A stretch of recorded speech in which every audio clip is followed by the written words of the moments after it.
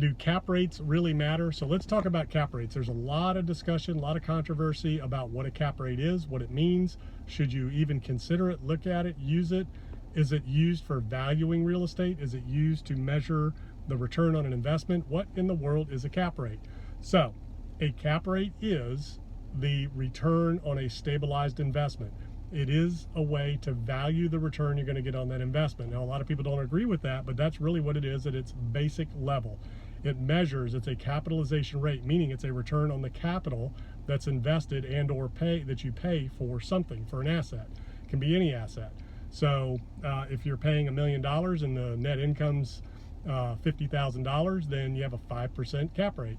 So in valuing real estate and in valuing assets, the cap rate is only meaningful and important when you're looking at a core product, a stabilized product that has little to no value add.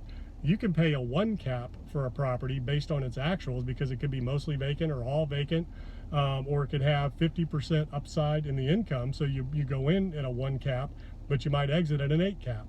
So it is a stabilized ratio of the valuation of that income upon stabilization. And you really don't want to look at the cap rate on acquisition. What you need to look at is the income.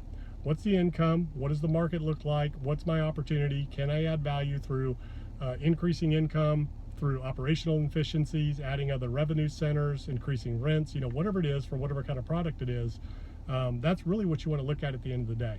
So cap rates are only meaningful on stabilized assets when you're buying predictable, consistent income. You're buying a bond. So it's a yield on an investment, kind of like a bond play. Now, a lot of people don't agree with that definition, but at the end of the day, that's the definition.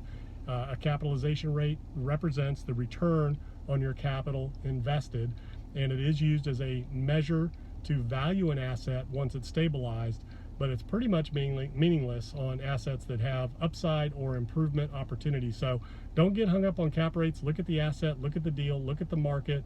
What's it telling you? And remember, buy the deal, not the market.